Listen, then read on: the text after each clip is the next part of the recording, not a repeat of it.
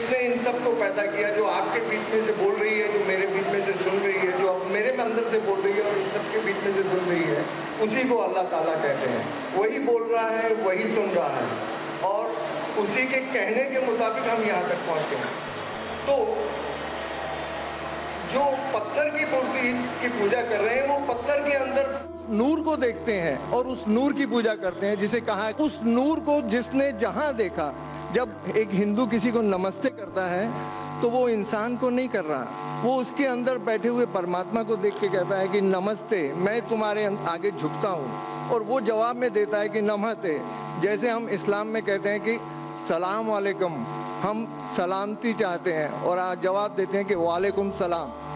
तो मेरा इतना ही कहना था कि वो नूर जब हम सब में देखना चालू कर देंगे तो उसके बाद किसी भाईचारे की ज़रूरत नहीं रह जाएगी।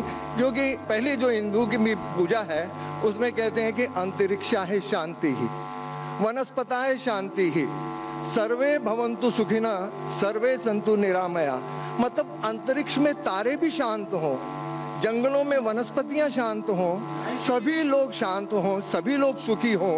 ये प्रार्थना, ये एक हिंदू धर्म की बुनियाद है। और हर धर्म की, इस्लाम की, हिंदू धर्म की, सिखिज्म की, सभी ने हर एक की भलाई और हर एक की शांति, हर एक के भाईचारे की बात की है। अगर इसमें कुछ आपको गैर वाजिब लगे तो मुझे। नहीं भाई साहब अवतार सिंह, आपने बहुत अहम सवाल किया और एक बेहतरीन सवाल किया। और इस सवाल के जरिए कुछ लोगों के दिमाग में जो गलत फहमी वो भी इंशाल्लाह दूर हो जाएंगी और आपके साथ जो गलत फहमी वो भी इंशाल्लाह दूर हो जाएंगी। आपने बिल्कुल सही फरमाया कि हिंदू धर्म हिंदू ये समझते हैं कि जब पत्थर को पूछते हैं तो एनर्जी, आपने साइंस के बारे में कहा एनर्जी है आपके इसमें, एनर्जी मेरे इसमें, मैं एनर्जी के बारे में बिल्कुल मुझे कोई इख्तिलाफ नहीं है, एनर्जी है। लेकिन ये कहना कि ये एनर्जी अल्लाह है, ये एनर्जी खुदा है, ना कुरान में लिखा है ना वेद में लिखा है। पॉइंट नंबर 1, ये आपकी गलत फहमी है कि ये एनर्जी खुदा है। कुरान में लिखा है कि उसके जैसा कोई नहीं है, there is nothing like it, वलम यकुल लहू कुफुवन अहद, उसके जैसा कोई नहीं है। यही चीज बाइबल में लिखा है, there nothing like unto it in the heaven above, in the earth beneath, in the water beneath the earth. भगवान के जैसा मुमकिन ही नहीं कोई भी चीज, आसमान में हो, धरती पे हो, जमीन पे हो, ना कंकर, ना पत्थर, ना मूर्ति। वो ही लिखा है वेद में, न तस्य प्रतिमा अस्ति, उस भगवान का कोई अक्स नहीं, कोई पेंटिंग नहीं, कोई फोटोग्राफ नहीं, कोई मूर्ति नहीं। तो ये लिखा है धार्मिक किताबों में। लेकिन धर्म के मानने वाले अपनी आसानी के लिए तब्दील कर रहे हैं। मिसाल के तौर पे आप सपोज बिजनेसमैन हैं, आप एक कंपनी के मालिक हैं, आप एक अपना पुराना उसूल, किस तरीके से कंपनी चलना चाहिए, उसूल से चलते आ रही है। आपके कोई नई मैनेजर आते उसूल को बदल देते हैं, आपके उसूल के खिलाफ काम करते, बोलते क्या ये और बेहतर होगा, इससे मुनाफा ज्यादा होगा।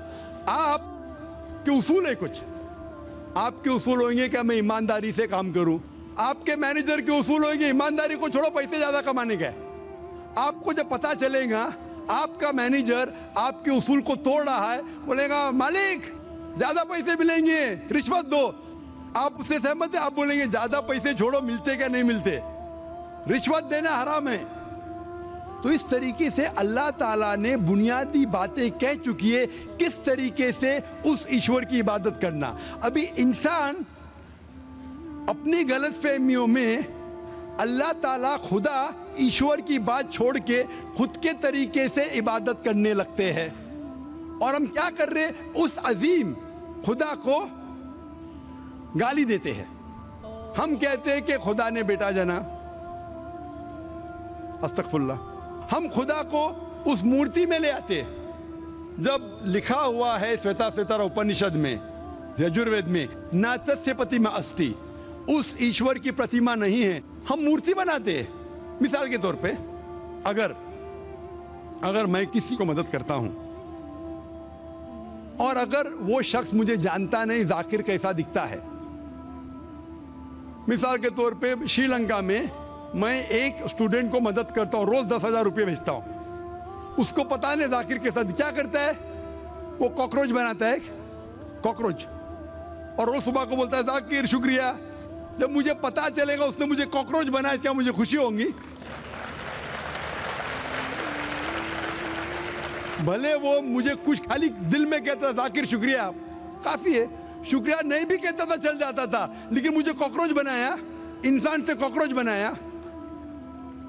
मुझे फर्क पड़े ना पड़े, वो तो बेवकूफ बन रहे ना। कैसा बेवकूफ इंसान है। मुझे भले फर्क ना पड़ा, मैं दयालु, जान देना मुझे कॉकरोच में क्या फर्क पड़ा। मैं बोलूंगा क्या बेवकूफ इंसान है, क्या बेवकूफ इंसान है कि कॉकरोच के सामने झुक रहा है। तो इसी तरीके से खुदा ने हर मजहबी किताब में दिखाया हुआ है किस तरीके से उसकी इबादत करे, किस तरीके से उसकी बात माने। हम आते हैं और अपने तरीके से सोचने लगते हैं एनर्जी इज गॉड। कहां नहीं लिखा एनर्जी इज गॉड? आपने बिल्कुल आपके सवाल का जवाब खुद आपने दिया। आपने एक मिसाल दी कि हिंदू लोग कहते हैं नमस्ते। नमस्ते का लफ्ज किधर से आता है? आपको शायद पता होगा। नमस्ते आता है इदम नममे से। इदम नममे मतलब मैं आपके सामने झुकता हूं, मैं आपकी इबादत करता हूं, बराबर। इदम नममे आप कहना चाहते मैं आपके अंदर ईश्वर की इबादत करता हूं। मिसाल के तौर पे वो आदमी चोर है, वो गलत काम कर रहा है, बलात्कार कर रहा है, आप उसको ईश्वर बोलेंगे? आप ईश्वर को इतना घटिया समझ गए? वो बलात्कार करने वाले इंसान को बोलते हैं आप ईश्वर है। इससे भाईचारगी बढ़ेगी नहीं घटेगी। वो बलात्कार करने वाले को, वो चोर को, वो डाकू को मैं ईश्वर मान रहा हूं, उसके सामने झुक रहा हूं। अल्लाह को क्यों गाली दे रहे, ईश्वर को क्यों गाली दे रहे, खुदा को क्यों गाली दे रहे? इस्लाम में, इस्लाम की भी आपने मिसाल दी, इस्लाम में हम कहते अस्सलामु अलैकुम। अल्लाह ताला से फरमाते इस इंसान पे सलामती दे। चाहे वो अच्छा इंसान है तो भी सलामती देने की बात अच्छी है, चाहे वो चोर या डाकू हो। मैं बोलूंगा अस्सलामु अलैकुम। मैं कह रहा हूं या अल्लाह, या रब, या खुदा, या ईश्वर, या भगवान, इस डाकू पे रहमत फरमा। कुछ बुरी बात है ना? मैं अल्लाह को गाली दे रहा हूं, उसके लिए दुआ दे रहा हूं कि तू गलत काम छोड़ और सही रास्ते पे आ। अगर मैं उसको खुदा मानूंगा तो खुश हो जाएगा, वो और चोरी करेगा, वो और बलात्कार करेगा। कोई भी धर्म में ही नहीं सिखाता। ये धर्म के मानने वाले अपनी खुद की इजाज करते हैं, इसे कहते हैं इनोवेशन, बिदात। जिस तरीके से खुदा ने सिखाया है कि उसकी इबादत करे, उसी तरीके से हमें करना चाहिए। तब्दीली लाएंगे। हम समझ रहे हैं कि भाईचारा बढ़ेगा, भाईचारा नहीं बढ़ेगा, भाईचारा घटेगा। लेकिन अगर मैं आपसे कहूंगा अवतार सिंह अस्सलाम वालेकुम, मैं अल्लाह से दुआ करता हूं कि आप पे सलामती हो, आप पे अमन हो, आप मुझे बोलो, इससे भाईचारा ज्यादा बढ़ेगा या कहने से भाई मैं आपको ईश्वर मानता हूं और फिर आपकी बात नहीं मानूं मैं? फिर अगर आप मुझे बोलेंगे चलो भाई शराब पीने चलो, चलो भाई लड़की के साथ रात गुजारेंगे, तो मैं क्या बोलूंगा? अरे मेरे भगवान मुझे बुला रहा है। तो ये कहना अस्सलामु अलैकुम मतलब मैं अल्लाह से दुआ करता हूं कि ये इंसान के ऊपर सलामती हो। अच्छा इंसान पे भी सलामती कहना अच्छी बात है, बुरा इंसान पे भी सलामती कहना अच्छी बात है। तो इस तरीके से इस्लाम में जो ग्रीटिंग है उससे किसी को नुकसान नहीं होता है, ना it is hypocrisy, it is the best way of भाईचारा। और कुरान में कहा गया है सूरह निसा में, सूरह नंबर 4 आयत नंबर 86 में 86, वह इज़ा हुई तुम मतलब अगर कोई आपको सलाम देता है तो आप उससे अच्छा सलाम दो, कम से कम उस जैसा, क्योंकि अल्लाह ताला हिसाब रखता है। मतलब अगर आप अस्सलाम वालेकुम कहेंगे, मुझे कहना चाहिए वालेकुम अस्सलाम व रहमतुल्लाह। अगर आप कहेंगे अस्सलाम वालेकुम व रहमतुल्लाह, मैं कहूँगा वालेकुम अस्सलाम व रहमतुल्लाहि व बरकातहू, और बेहतरीन होना चाहिए या कम से कम यकसा। इस आप कहेंगे अस्सलाम वालेकुम, वालेकुम अस्सलाम, अल्फाज वही है लेकिन दिल से आ रहा है वालेकुम अस्सलाम, इसमें भी जज्बा ज्यादा है, ये भी बेहतरीन है। तो कुरान में लिखा है कोई भी आपको सलाम करता है उससे बेहतरीन सलाम दो, या उससे बेहतर ना कर सको कोई कहा अस्सलाम वालेकुम व रहमतुल्लाहि व बरकातहू, कम अज कम उतना दो, वालेकुम अस्सलाम व रहमतुल्लाहि व बरकातहू। ये तालीमात कुरान में, इससे भाईचारा बढ़ता है। तो गलत तरीके से इबादत करना जो वेद के खिलाफ है, कुरान के खिलाफ है, बाइबल के खिलाफ है, ग्रंथ के खिलाफ है, वो करने से भाईचारा नहीं बढ़ेगा बल्कि घटेगा। तो इसीलिए हम ये जाने, ईश्वर जो हमारा बनाने वाला है, हमारा खालिक है, वो जानता है कि किस तरीके से उसकी इबादत करना चाहिए, वो बेहतरीन जानता है। मिसाल के तौर पे आपको डॉक्टर कोई दवाई देता है कि ये लाल गोली सुबह को लेना, हरी गोली दोपहर को लेना, आप बोलेंगे छोड़ो हरी लाल, मैं नीली गोली खाऊंगा। अरे वो डॉक्टर है, वो जानता है।